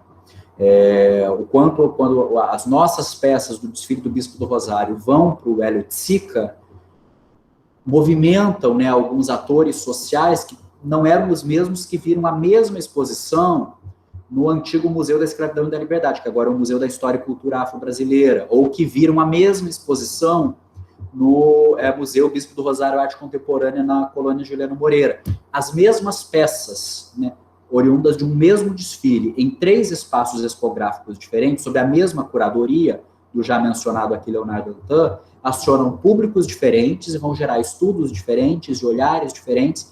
Talvez no Museu da História e Cultura Afro-Brasileira fossem lidas como fantasias, no Hélio Tsica como figurinos. Eu não sei como isso se dá, né? Eu tento sempre ler o que estão escrevendo sobre a minha produção. Algumas coisas eu não gosto de ler muito também. Mas é interessante o quanto isso vai ganhando. E se a gente entra para pensar a materialidade em si das peças, aí a coisa se complexifica muito mais, né? Muito mais. Com certeza. Obrigado, Mestre, por me responder. Amei sua retórica. Muito obrigado mesmo por compartilhar seu conhecimento. tirou muitas dúvidas minhas e como de outras pessoas também, eu tenho vergonha de mostrar meu rosto. Então, muito obrigado mesmo, estou amando, continue assim sempre. Eu acho que o ideal, na verdade, é plantar mais dúvidas do que sanar dúvidas, né? Então, se conseguir acionar alguns questionamentos, acho que é isso que mantém a produção do conhecimento viva, né? E a produção carnavalesca também. Essas não naturalizações, né? Essas desnaturalizações das coisas. Verdade. Obrigado, Leandro, pela participação. Uma outra pergunta aqui que surgiu no chat é do Paulo Ferreira, que tem relação com tudo isso que a gente está sendo falado, que aí eu leio. O que falta para que o carnaval dure o ano inteiro? Com exposição fixa das 3 escolas vencedoras, com desfiles, músicas e bar, como é feito nos parques da Disney. Uma pergunta, essa é mais difícil. Eu não sei, eu acho que a partir dessa pergunta, para a qual não tem uma resposta, né, definida, é interessante levantar alguns apontamentos, né? Um primeiro apontamento é o quanto, apesar da dimensão do carnaval, a gente tem que pensar apenas o carnaval enquanto produto televisivo, né? Apenas enquanto espetáculo, que também como eu já disse aqui, que é transmitido para o mundo inteiro, comercializado e tal. Se a gente pensar em todas as cifras que ele movimenta apenas enquanto produto, ele deveria ter não é exatamente essa palavra, né? Não sei, um estofo midiático anual muito maior que tem. Ele deveria ser debatido e ser lido enquanto mega manifestação artística durante o ano todo. E quando a gente percebe os números, né, a matemática não deixa mentir, né? Muitas vezes a reverberação de eventos nesse período entre um ciclo carnavalesco e outro, que a gente percebe nos canais do YouTube voltados exclusivamente para carnaval, é muito pequeno, né? Você percebe que muitas vezes você acaba falando para o mesmo público. Não existe a bolha, né, como é uma expressão que a gente usa informalmente bastante, é menor do que parece. E aí a conta não fecha, né? Porque movimenta um volume, um montante financeiro, né, no entorno da transmissão enorme, chega no mundo todo, é um mega evento, a Sapucaí lotado. E por que parece que ao longo do ano, uma live exclusivamente para falar de carnaval vai ter no máximo 2.000 visualizações, quando muito, né, estourando. E isso já é comemorado, já é considerado uma audiência ótima, né? Então faz a gente pensar, né, qual é esse poder de diálogo das escolas para além da dimensão espetacular, né? Qual é esse poder de diálogo dos modos de produção, dos modos de fazer. É impressionante como muita gente da própria cidade do Rio de Janeiro não sabe que a cidade tem um museu de samba, né? O Museu de Samba, que é o antigo Centro Cultural Cartola, que fica aos pés do Morro da Mangueira. Recentemente, junto com um time de curadores, né, foi uma experiência também muito interessante. Foi a primeira vez que eu me vi enquanto curador oficial, né, numa lista, ao lado de nomes como Ney Lopes, a Raquel Valença, que é um desafio, uma coisa interessante, né? Pensando uma exposição para o Museu do Samba. Ao contactar uma série de artistas contemporâneos, que não necessariamente trabalham com o carnaval, mas que possuem obras que dialogam, né? Ou não, porque isso também era muito interessante, nas nossas discussões, isso aparecia bastante, a gente queria expandir, abrir essas fronteiras e pensar outras produções que não necessariamente tocassem o tema carnavalesco estrito sensu. A gente está falando de carnaval carioca, a gente está falando de Brasil, a gente está falando de narrativas que passam pelos grandes temas que todas as manifestações artísticas estão pensando.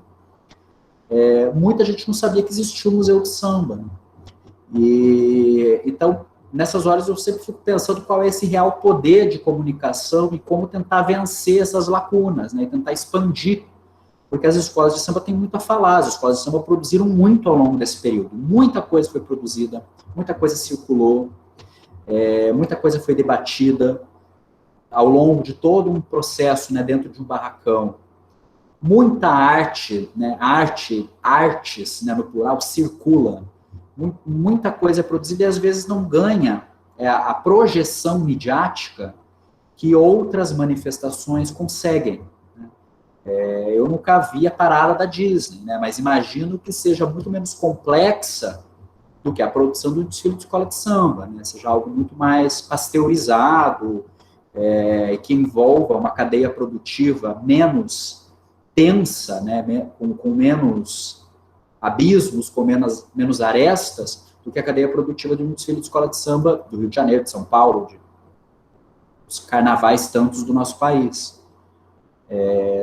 Mas tem a ver, me parece, né, isso é indiscutível, tem a ver com os preconceitos históricos ligados às manifestações ditas populares em geral, né, que já é uma generalização, e as manifestações negro-populares em específico, no caso das escolas de samba, e tem a ver ainda com a perpetuação de certos circuitos artísticos, né? Alguns circuitos artísticos não querem se abrir, né? Eu sei porque eu já levei porta na cara de instituição falando, carnaval, a gente trabalha com arte, a gente não trabalha com carnaval.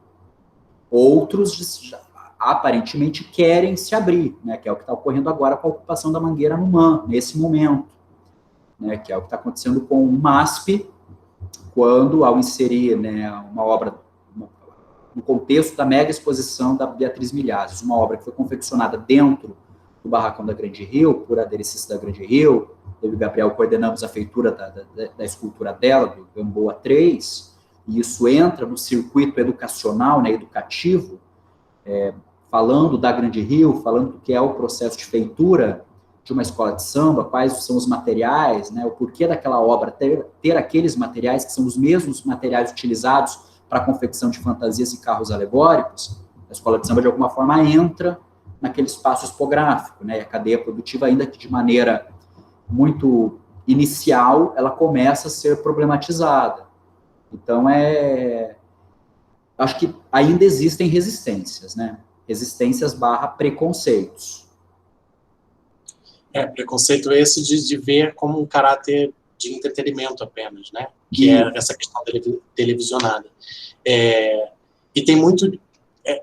a discussão inicial que a gente tentou fazer lá na primeira pergunta, sobre a questão dessa fronteira aí, que não é uma fronteira, é uma interligação, essa encruzilhada entre arte visual e arte do carnaval, a gente ainda vê, por exemplo, dentro da Escola de Belas Artes, que o carnaval se restringe aos cursos, pelo menos em graduação, se restringe aos cursos de artes cênicas, né, endografia, indumentária e cenografia.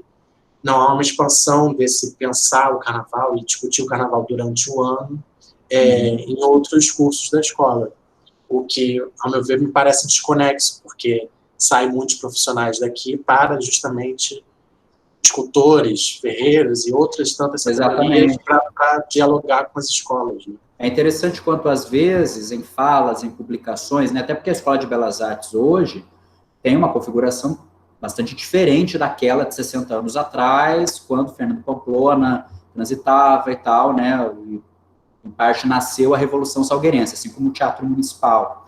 E é interessante como essas muitas ebas dentro da grande eba, né, às vezes elas também nem conversam, né, pouco dialogam, e o carnaval acaba restando residual.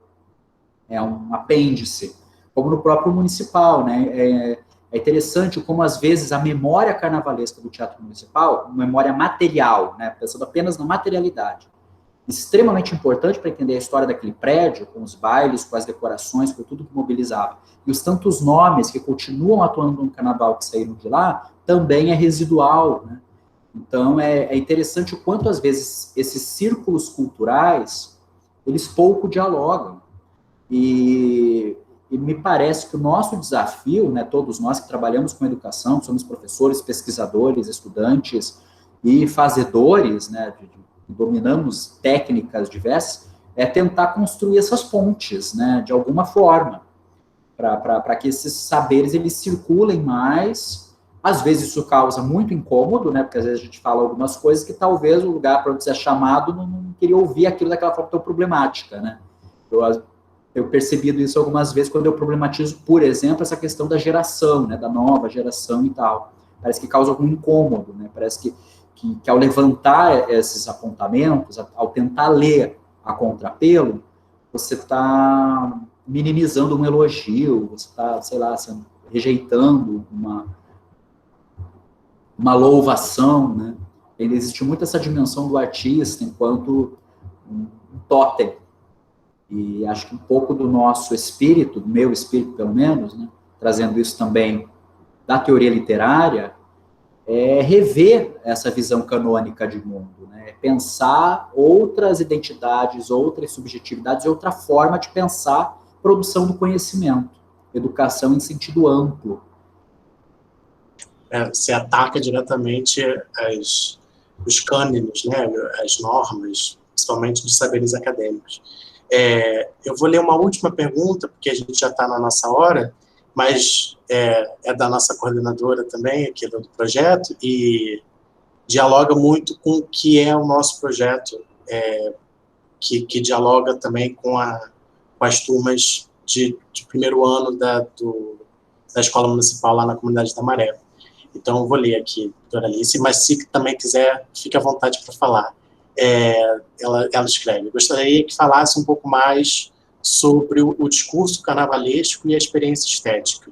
Como essas relações, arte erudita, arte popular, podem ser inseridas no contexto escolar da criança?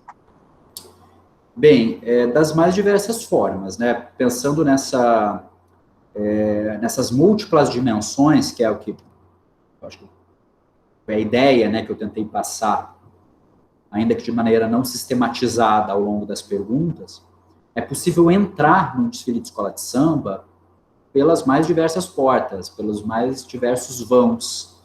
Pode ser a narrativa, a partir do estudo de uma sinopse de enredo, que foi parte que eu fiz na pós-graduação, extraindo, né, dessa espinha dorsal narrativa que vai gerar o samba de enredo, alguns apontamentos para pensar conceitos filosóficos, estéticos. Pode ser a partir do samba de enredo, há inclusive publicações voltadas para isso, né, repensando historiografia com base nos sambas de enredo, e a partir da visualidade, das diversas camadas da visualidade, que aí envolve não apenas aquilo que vai para a avenida, ou o registro do desfile em si, mas os projetos que cada vez são mais expostos devido às mídias sociais, né? Então os artistas cada vez mais expõem esses bastidores da produção. Quando eu era adolescente, já apaixonado por escola de samba, era dificílimo acessar o projeto, né? Hoje é mais fácil, até porque o livro Abre Alas, que é produzido anualmente, no caso do Grupo Especial, pela Liga que organiza os desfiles, obriga nós a apresentarmos as imagens, né, do desfile como um todo, ou os desenhos, ou as fotografias oficiais, as fantasias e dos carros alegóricos. E é possível também desdobrar isso a partir de experiências posteriores, né? A gente falou muito aqui em exposição. Que bom que estão fervilhando cada vez mais exposições, mas também publicações, catálogos, livros, as lives, né? Tudo isso que está ocorrendo agora são registros, são documentos. O Luiz acabou de mencionar aqui as lives, né, do Formas Particulares de Design. Eu participei de uma falando justamente sobre essa discussão, né, entre figurino e fantasia, inserida num contexto muito maior de diversas técnicas de produção carnavalesca, né, envolvendo as formas de fazer carnavalesco como um todo, que foi muito rica, com a Anique Salmon, atual carnavalesca da Porto da Pedra, falando também sobre a experiência dela do fazer, enquanto ex-aluna da Escola de Belas Artes, né. Então, tudo isso vai gerando um volume documental que é muito rico para se pensar em estratégias, né, para o formular de estratégias didáticas voltadas, né, para os mais variados públicos. Eu acabo trabalhando mais com estudantes universitários, né, com os cursos aqui da Escola de Belas Artes.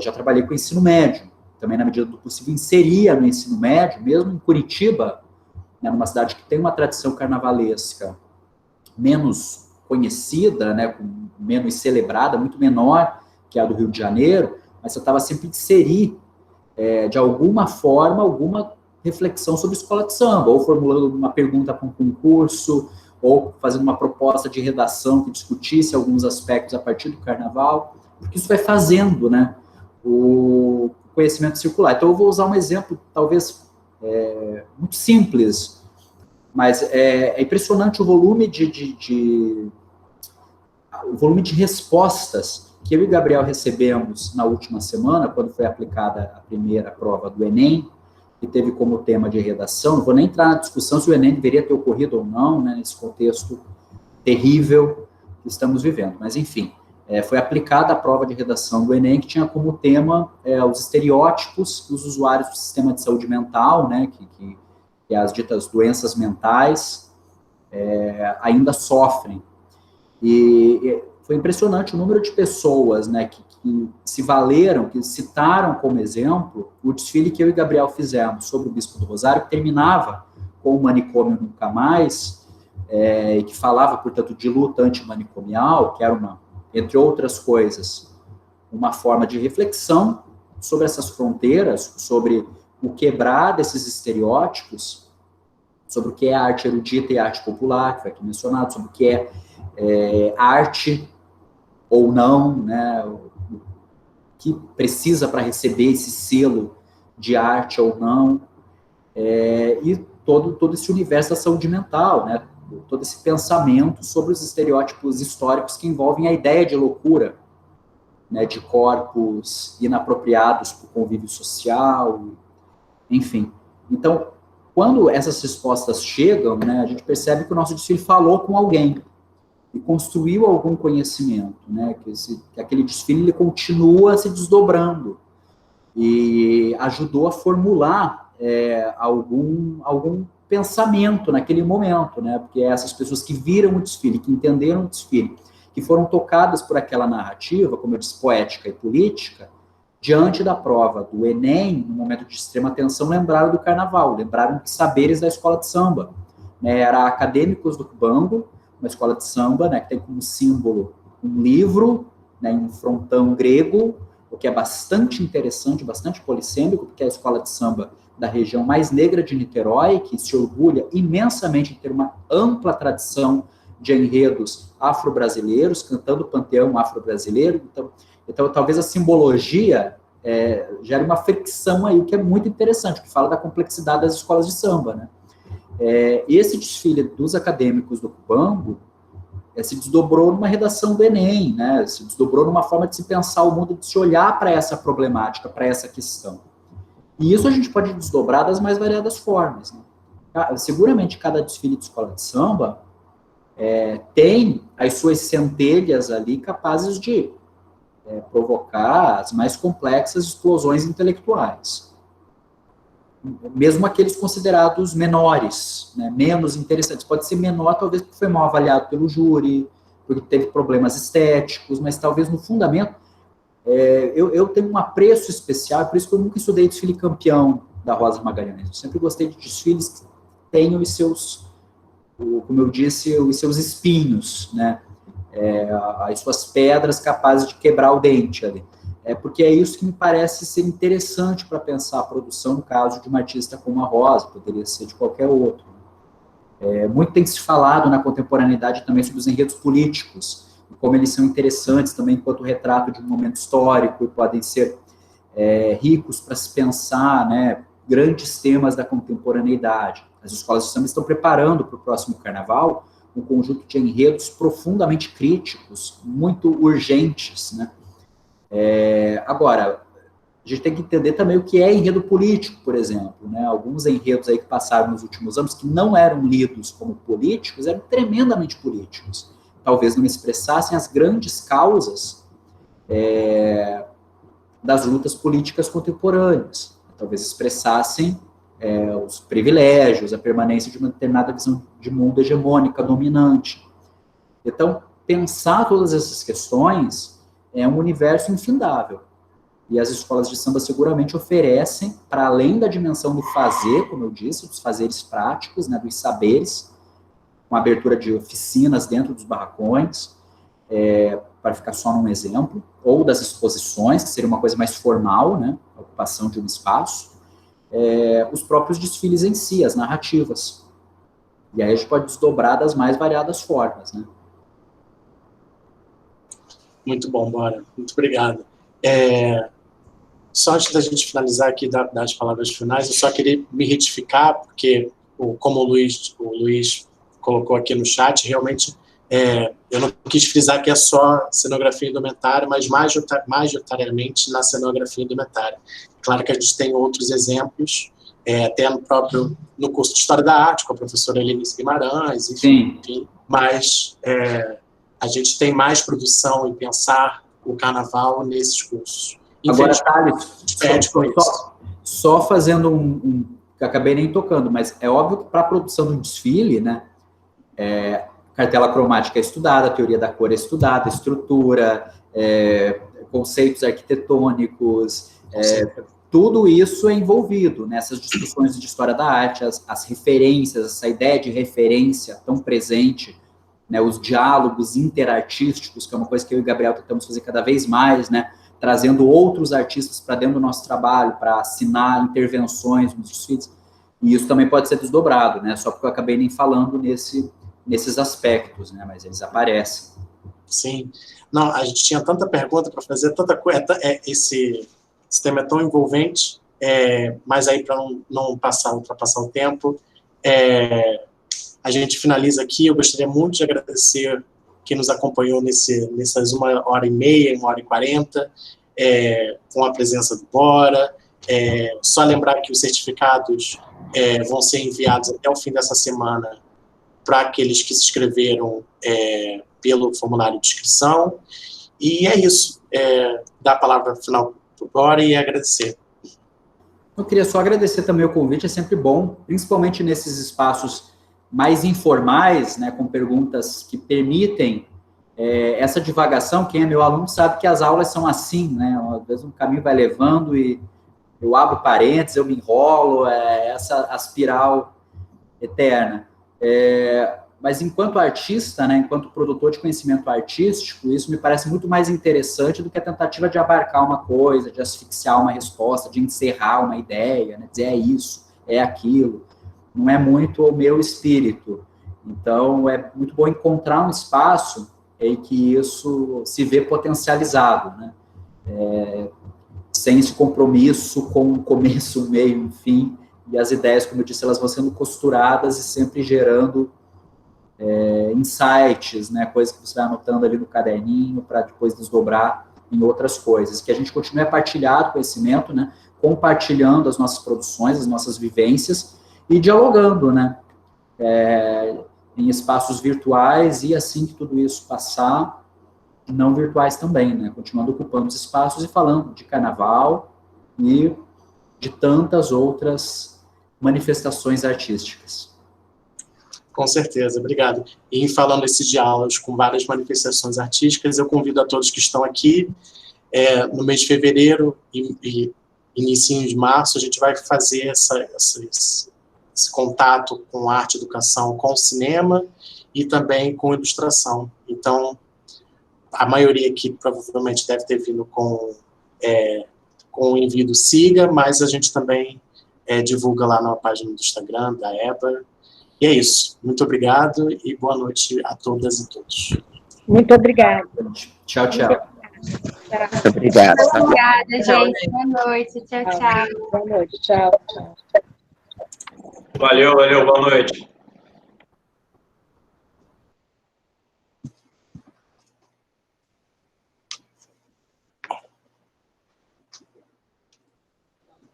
Boa noite, tchau. Boa noite. Foi ótimo. Obrigado, que bom, gostou.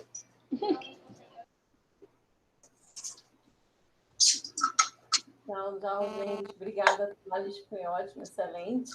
Que bom, dona Alice. Vamos para a próxima agora. Parabéns. Com certeza. Tchau, tchau.